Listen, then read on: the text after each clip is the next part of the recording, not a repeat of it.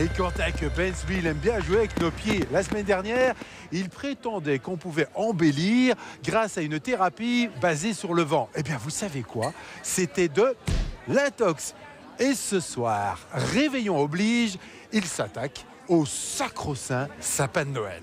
Je vais vous prendre des clémentines, c'est ça, hein? Oui. Elles sont plutôt... Délicieux. Ouais. Alors là-dedans, il y a plein d'énergie, il y a même de l'électricité, vous me croyez, si vous voulez. Et je vais vous prendre des citrons aussi, là-bas. Si vous craignez le blackout cet hiver, voici peut-être une solution miracle. Branchez vos appareils ménagers sur quelques fruits et légumes. Ils s'animeront comme par magie. Alors info ou intox, ça c'est à vous de voir. Je ne suis pas au courant. Je ne suis pas branchée. Moi, je dirais non. Ce n'est pas possible. Comment vous feriez ça? Bon, je vous sens relativement sceptique. Par contre, moi, j'y crois à mort. J'ai même amené mon petit sapin que je compte bien éclairer grâce à l'énergie de ces fruits et légumes. Reste à savoir lesquels. Bienvenue dans le laboratoire du professeur Marco. Expert en chimie, il est l'un des seuls à ne pas m'avoir pris pour un fou lorsque je lui ai demandé de produire de l'électricité avec des légumes. Bonjour, professeur. Bonjour. Alors voilà, j'ai apporté mon petit sapin. Génial ça. Que j'aimerais bien illuminer grâce à ces piles électriques. Magnifique. Vous avez là une superbe brochette de fruits et légumes. Qu'est-ce que vous pensez de ces petits poireaux? Ils n'ont pas l'air très en forme. Non, les poireaux, c'est pas terrible parce que vous avez peu de jus dans des poireaux.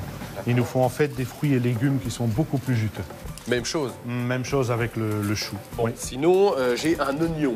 C'est bon, les C'est déjà mieux. Beaucoup plus de jus, nettement plus facile à fabriquer. Mais quand même, si vous avez mieux... plus de liquide, on garde l'oignon, la pomme, Ah oui. le citron. La pomme et le citron, je prends. C'est parfait. Du jus. D'accord. Et la patate. La patate, c'est parfait. Oui. Ah oui, aucun problème, je prends. Ah ça, en plus, c'est du belge. Pile pomme, pile patate ou pile citron, c'est selon vos goûts, car le principe est le même pour chaque ingrédient. Eh bien, ce que je vais faire, c'est prendre un citron. Et ce citron, je vais le couper en deux. Et une fois que j'aurai coupé mon citron en deux, eh bien, je vais fixer dessus une électrode de zinc et ensuite une seconde électrode qui est une petite électrode de cuivre. Avec un système aussi simple, on peut donc produire de l'électricité de façon naturelle. Mais pour allumer une ampoule, il va nous falloir un petit peu plus de jus. Pour que ce courant passe, il faut qu'il y ait à l'intérieur du fruit ou du légume un liquide. Et notamment à l'intérieur de ce liquide, il faut qu'il y ait des sels.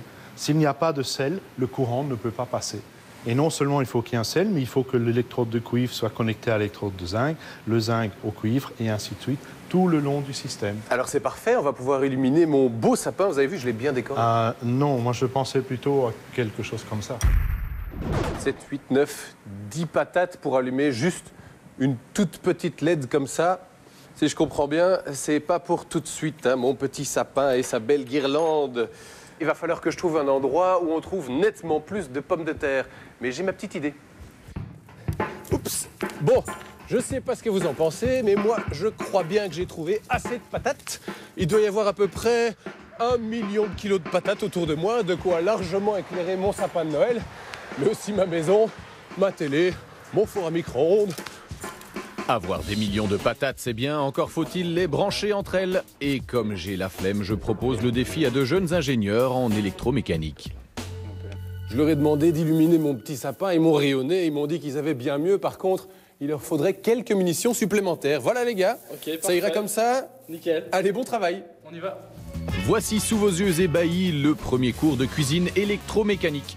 Un nouveau concept original signé ICOM. Mais attention, fabriquer une pile patate n'est pas à la portée de tout le monde. Il faut de la patience au risque de péter les plombs. Au final, on a 140 patates et on a travaillé 3 longues après-midi et on a plus de 80 électrodes à brancher entre les patates à chaque fois. Et puis on doit encore faire quelques tests avant de pouvoir vraiment allumer le sapin. On peut y aller. 3, 2, 1, envoyer le jus. Ouais. Voilà, j'ai un défi relevé. Par contre, si je voulais vraiment allumer ce petit sapin avec autre chose qu'une prise électrique, il me faudrait 24 volts, l'équivalent de plus d'1 millier de patates. Vous imaginez? Il y a encore du boulot, hein. Allez, à plus. Incroyable ce Quentin. Alors, est-ce de l'info ou de l'intox? Peut-on réellement retirer la prise de courant et alimenter la guirlande de Noël avec des pommes de terre? La réponse se trouve maintenant sur la page Facebook de l'émission ICOM.